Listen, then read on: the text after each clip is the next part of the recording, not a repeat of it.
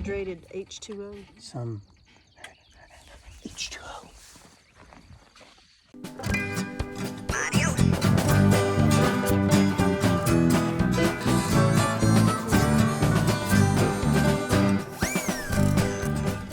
Hey, what's up everybody? This is Brian over here at the Little Orchard Farm.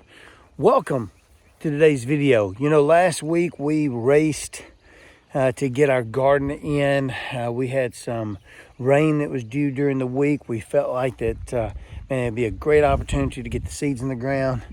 And so right after that, the last frost date, according to the Farmer's Almanac, Karen got in here and she planted her garden, and it looked wonderful, absolutely wonderful. Well, about 4 days after the last frost date, we had a frost, and so it ended up killing a lot of our plants. And so today we're gonna show you what a little bit about what that looks like, and then what we're gonna do to resolve it. It's all about living and learning. And sometimes you win, sometimes you learn. And today we're learning. We got a lot to do. Let's do this. Nothing I can do about it. What do you think happened to it? I think the frost got it. So we had a frost here when was it we had that frost? Wednesday night? Wednesday night? Because if you look at all the broccoli and It all looks good. it all looks fine. But then you look over here and that, Then you what look was at that the right there? peppers. This is citronella. Oh, that was a citronella. But if you look at the peppers, Peppers got nailed. you know, they got, There's a few of them that did okay, but yeah, you're right. Obviously all of the, like the watermelons, cantaloupe, man, those just look rough. Now this stuff that hadn't popped through yet. Oh, there's some. What was this right here? This was lettuce? Yeah, it's germinating. yeah, lettuce should do well with the fall. Yeah, that's germinating really good right there. The lettuce and the spinach, that all come up pretty good. Well, you can see right there, our lettuce is coming up. That's gonna be awesome.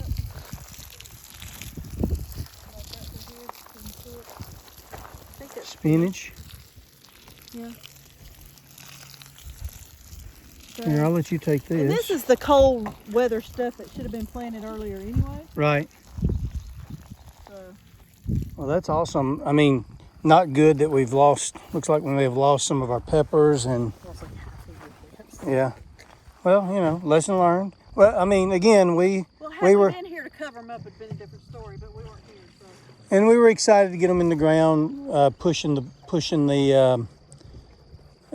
frost date, and so. Well, according to the Farmer's Almanac, All right, so we got out here into the garden. We hadn't been out here for several days. Karen had tended to it first of the week, and then of course we weren't out here for a couple of days. And about Wednesday of last week, which is about 5 days after or more, I guess, after the almanac said it was our last frost date, we got frost. And so things like our bell peppers and our hot peppers took a beating. Obviously, the things that didn't care were our broccoli, our Brussels sprouts. The onions are germinating, they're popping up. We've got lettuce and spinach that's popping up. So several things did okay. Several things did not do okay. So we may have to do a little replanting, but we're gonna give them a good water and see what happens. We've got a couple of tomato plants here that look like they survived, although it looks like the majority of them have bit the dust. That frost really hammered them, I think. But yeah, we'll see what we can do. It may require us to go get a few more.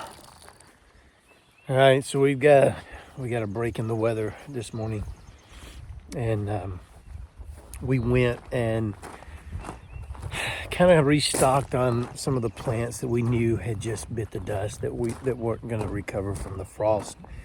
And we know typically when the frost hits a plant down to the core of it, I guess, it's not going to recover. So we went out and got a few replacement plants that we're going to put in the ground. One of the things that we also want to do is get one of the cattle panels that we got from Karen's dad, my father-in-law.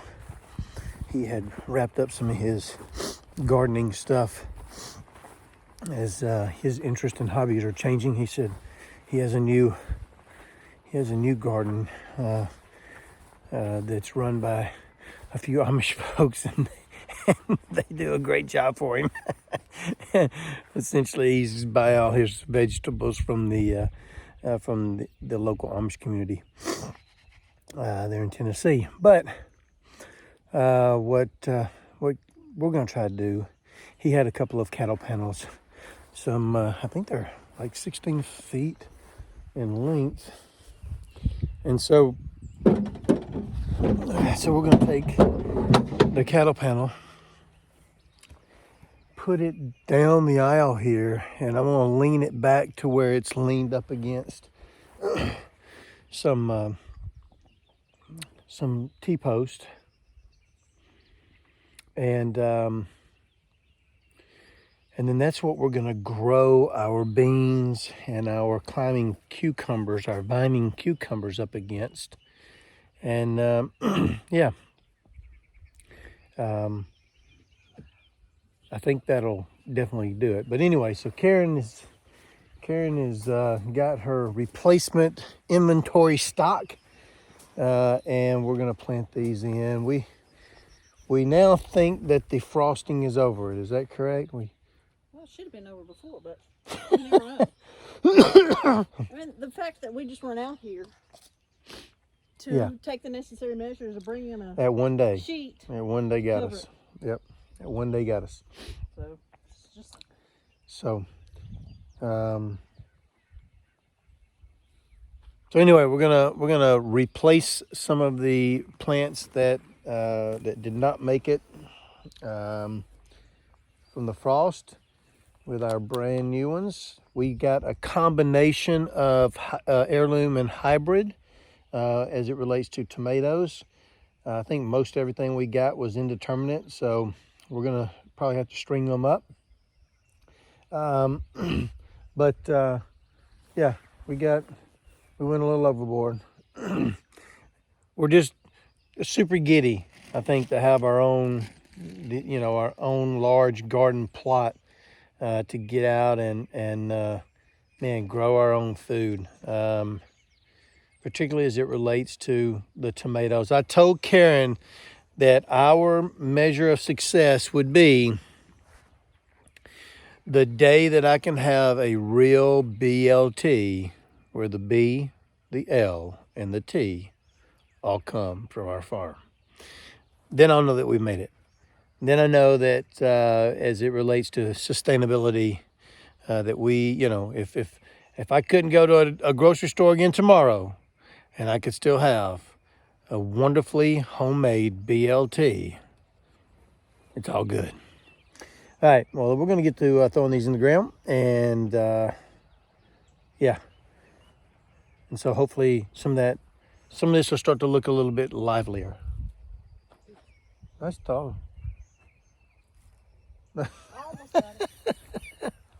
Oh my gosh, she's funny. All right, Karen is wrapping up the putting in the final plants there on the replacement plants here in the garden, and they're looking great. We did not have to do anything at all on this first row, as it was all root and seed germination with the lettuce, the spinach, and the carrots, or the onion, the onion. And we do have carrots over here. They haven't germinated yet, but again, it's only been 7 days. I think it's probably, or I guess it's been less than 7. It's been 5 days since you planted the carrots. Did you plant those last Friday? Okay, so it's been 7 days. All right, gotcha. So so while she's doing that, I have flipped over on the other side of our little temporary deer netting fencing. And again, as I shared the last time, the logs that we are milling, or lumbering, or logging, will actually constitute the perimeter of this garden area, and it's going to extend way past. I kind of took a lawnmower and cut an area that would represent. You can kind of see exactly where it goes right down through here, the area of the garden, and so it will actually go all the way over, and so it's probably going to quadruple the size of the existing garden space. However, what we'll end up having in here is a lot more than just some of the garden stuff. We'll have thank you very much. We'll have not only garden, we should have a seed start greenhouse.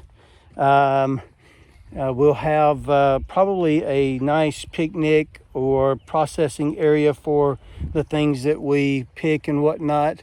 So there's a couple of little different things that it may even be some of our berries in here. Karen is really wanting some grapes, and so we may start out with a few rows of grapes here in this garden area. But yeah, here in year one equals, a decent little garden, along with the cattle panel that I've created kind of a U-hut out of. I'm going to put loofah sponge on here, and then over here on this side of it, I'm going to plant here in this other open area right here, I'm going to plant some sunflower seed. And then on the remainder of this open area here, I'm just going to plant some corn. I'm going to see if I can get some corn to take off and propagate or germinate and get some maybe get some corn for this summer. Don't know without it being it's not a fenced in kind of a deal yet. My hope is that by the time it begins to grow, we'll be erecting the fence. But in the meantime, that's kind of the plan. So Karen, again, peppers, tomatoes, all of your Brussels sprouts, your cauliflower, carrots, onions, spinach. I mean, wide variety of unbelievable vegetables. And then on the flip side, on the outside here of the garden area, and by the way, that doesn't include where we've leaned up some of the cattle panels up against the fencing area. So she's going to be planting her beans and her climbing cucumbers there. But over here on the outside of the garden, if you will, loofah, sunflower, and corn. Super stoked. Super!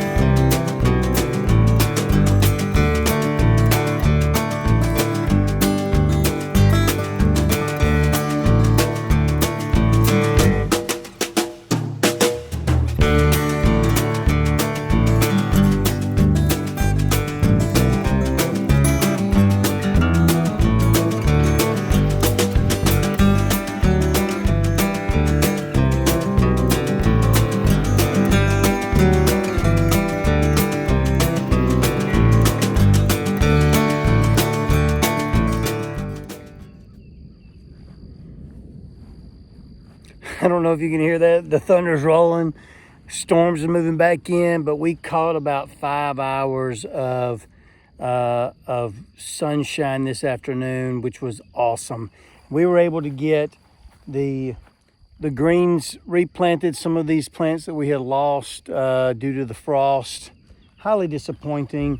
And then Karen was able to plant peas, some pickling cucumbers, some beans down through here. And I don't know what she's done down there on the far end, but she's got a couple of other things planted right down there. And then, of course, I wrapped up on the outside of the perimeter here of the deer netting.